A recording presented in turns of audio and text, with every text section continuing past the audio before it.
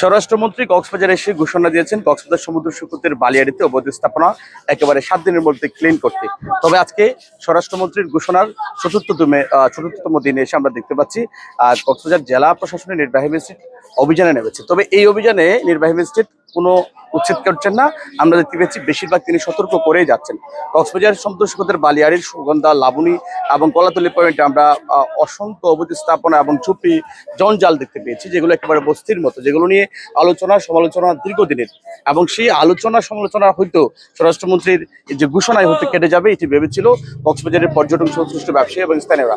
আজকে অভিযানে এসেছেন চতুর্থতম দিনে এবং স্বরাষ্ট্রমন্ত্রীর ঘোষণা এসে আমরা দেখতে পাচ্ছি কিছু সংখ্যক যে ছোট ছোট দোকান, চুপি এবং জঞ্জাল উচ্ছেদ করা হচ্ছে, জেলা প্রশাসন উচ্ছেদ করছেন, কিছু কিছু উচ্ছেদ করে তারা নিয়ে যাচ্ছে। তবে বেশিরভাগ যেই স্থাপনাগুলো আছে অবৈধ স্থাপনা, সেই সব কিছুকে জেলা প্রশাসনের নির্বাহী ম্যাজিস্ট্রেট তারা সতর্ক করছেন।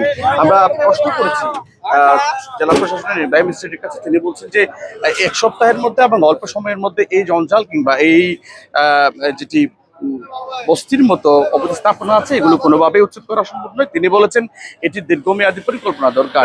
তবে এই যে একটি নির্বাচিত সরকার আসবার পরে স্থানীয়রা ধারণা করেছিলেন, তারা মনে করেছিলেন হয়তো নির্বাচিত সরকার তারা খুব সহজে এটি ঘোষণা দিলে হয়তো একটি সমাধান চলে আসবে। তবে না, তবে তারা কিছু সংখ্যক দোকান, ঝুপড়ি উচ্ছেদের পর বাকি সবাইকে ঘোষণা দিয়ে এইগুলো তো এখান থেকে চলে যাচ্ছেন। আমরা একেবারে সমুদ্র সৈকতের বালিয়াড়ি অবৈধ স্থাপনাগুলো এখনো পর্যন্ত বহাল তবিয়তে দেখতে পাচ্ছি।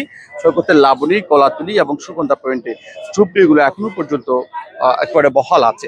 অন্যদিকে স্বরাষ্ট্রমন্ত্রীর এই ঘোষণাকে কক্সবাজারের মানুষজন, সাধারণ নাগরিক তারা একেবারে ইতিবাচকভাবে নিয়েছেন। তারা মনে করছেন যে খুব সহজেই হয়তো এই উচ্ছেদ হতে পারে, যেহেতু স্বরাষ্ট্রমন্ত্রী এবং সরকারের উচ্চ পর্যায় থেকে এই ঘোষণাটি এসেছে।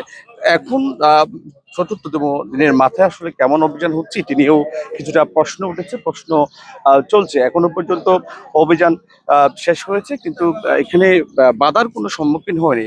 তবে এখানে কিছু কিছু কার্ডের বাণিজ্য করতে গিয়ে আমরা দেখেছি বিচ কার্ডগুলো, এই দোকানের কার্ডগুলোতে একজনের নামের দোকান এবং অন্যজন সেই দোকানে দোকানদারি করছে বা দোকানে স্থাপন করছে। এবং এই সব কিছু নিয়ে মূলত এখানে কিছুটা বলা যায় যে অনাকাঙ্ক্ষিত ঘটনা ঘটতে হচ্ছে। পাশাপাশি কিছু কিছু জায়গায় বাকবিতণ্ডায় জড়াতে হচ্ছে নির্বাহী ম্যাজিস্ট্রেটকে। তারেক হায়দার, ৭১, কক্সবাজার।